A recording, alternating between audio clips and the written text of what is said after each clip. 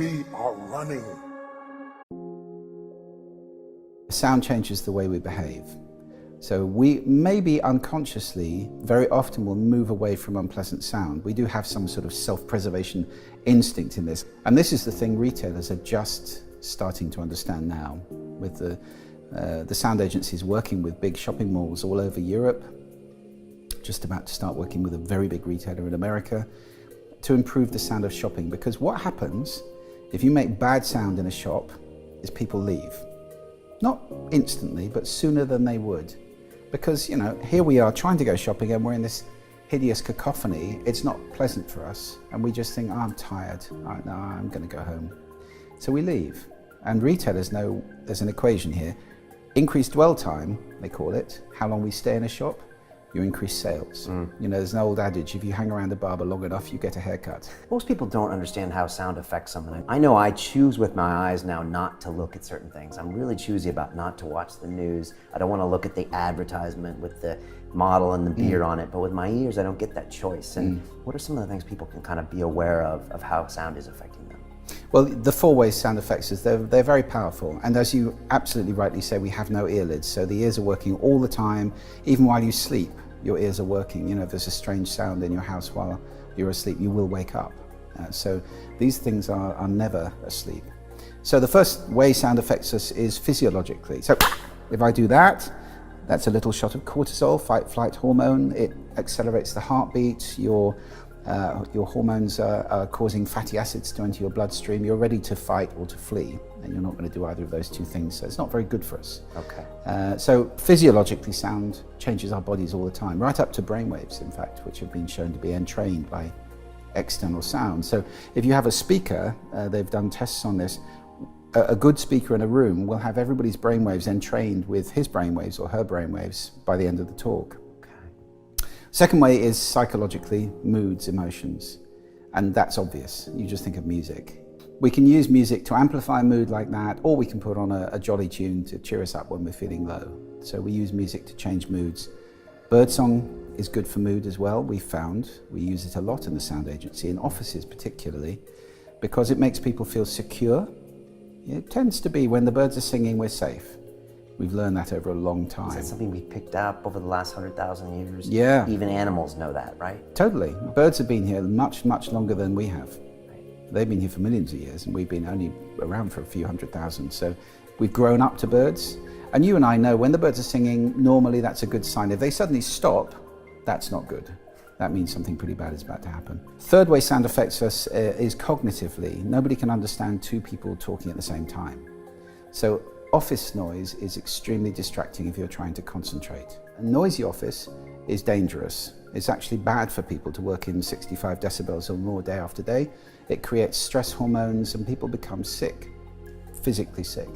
It also reduces helpfulness, it reduces sociability, and it is incredibly fatiguing. At the other end of the spectrum, if you have a pin quiet office, which many offices are, you know, you get open plan offices with a finance department working away where the turning of a piece of paper is a major event in the office, you know. Shh, you get that kind of reaction. Well, you've got 20 people in there. If one person takes a phone call, they're putting off all 19 other people immediately because everybody can hear that phone call perfectly. Very intimidating for the person on the phone and very off-putting for everybody else. So we do need some noise in open plan if we're trying to work in that situation. We need some masking sound. I tend to prefer nature sound of some kind because we're very good at setting aside stochastic sound, which would be like gentle rainfall or, you know, gentle water flowing. Something gentle like that. Birdsong is good. Stochastic means composed of many, many random events which create a kind of pleasing wash. So the difference between one bird singing outside your window would drive you mad. The dawn chorus is beautiful. One dripping tap, terrible.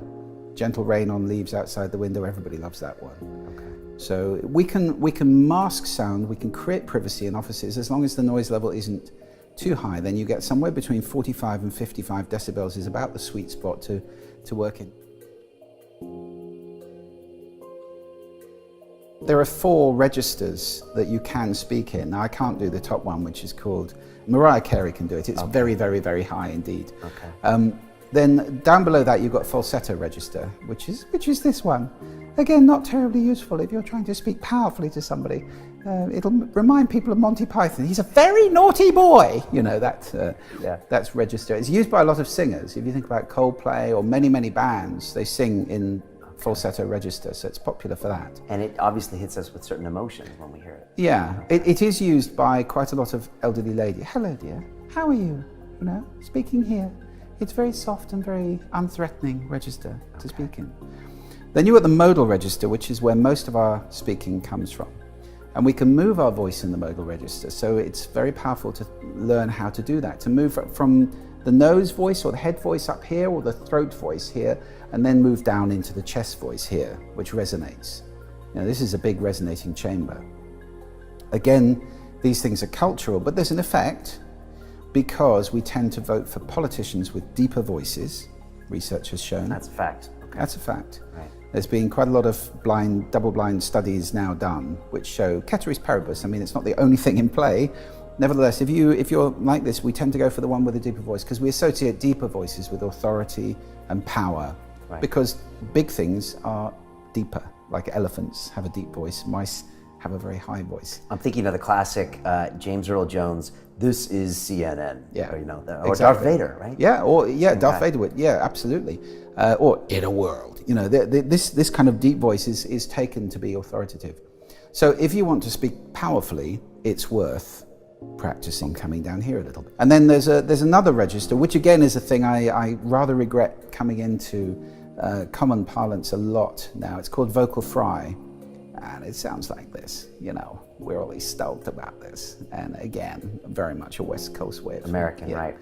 And you get largely females. I mean, I did hear a man yesterday. I was at a restaurant and there was a guy at the next table who was in this the whole time. He was just speaking like this the whole time. And you pick up everyone's voice. Yeah, I do, unfortunately. But it's not very pleasant to listen to, and it robs, you know, the voice of all this richness and beauty, I think, that the voice has. It's also not very good for your vocal cords to speak like that. Right, and it's being lazy, and you said, I think I heard one of your podcasts where you said it's a meme. And it's kind of lazy meme that people are just resulting to. They probably don't know they're doing it, but they're robbing themselves and everyone around them from the richness of their voice. I think so, yeah. I think so. I mean, that's an opinion, but right. I'm not telling anybody how to behave. I think, you know, if you've got a voice, why not explore the fullness and richness of it? It's a shame to limit it to a tiny part of its capabilities. Listening to me is even more important. And after all, what's the point of speaking if nobody's listening? Really listening is an extraordinary thing. I mean, literally extraordinary. It's not usual. For the real listener, the person speaking is the only thing that matters in the world at that point. So real listening is not, yeah, I'm listening to you. I am listening to you. Yeah, no, carry on. That's not real listening. Real listening is absolutely focused. It's conscious, because listening is an activity. We tend to think of the ears as passive. Because sound comes in here and we don't do anything, you know, it's not like looking where you're actually doing something. And it's obviously. always on. It's not passive. Hearing is passive. There's not much you can do about hearing. I mean, I can hear what's going on around me all the time. Listening is making meaning from sound. It's deciding what I'm going to pay attention to and what it means to me. So we use our ears all the time. Unfortunately, a lot of the time, we're very lazy about it. I think listening is in danger, big time. And from technology, apart from anything else. We're becoming very impatient. We're in a multi-stream world. Now, I can't sit on a tube and read a book and listen to music at the same time, but I see people doing that all the time. And I do think the human brain is very plastic and it adapts very quickly to things. So I'm sure that kids are now able to take 3 inputs where I can't, because that's not the way I was brought up and it's not the way my brain works. I'm not sure it's a good thing. I don't know. We shall have to see. It's like the long-term effects of using mobile phones or playing rugby union or whatever. The jury's out on many of these things. We'll have to wait 10, 20, 30 years to see what the effects are on the human body of many of these things. Multiple inputs, I do think, are making us impatient and shallow. There's a great quote from Oscar Wilde. It was an insult he gave about the Marquis of somebody or other. He said his mind is like a soup dish, wide but shallow. And that is pretty much a good description, I think, of social media in many ways. You know, the word friend doesn't quite mean what it used to. And we tend to have now a lot of shallow relationships as opposed to a few deep ones. where there's not a lot of listening going on. You know, I'm on the train. Who cares, really? Who cares? It's personal broadcasting. So we set ourselves up as little mini TV, radio, whatever stations and broadcast our every move to our 6 followers or 6 million followers. It doesn't really matter. We are running out of time. What are you going to do with the time you have left?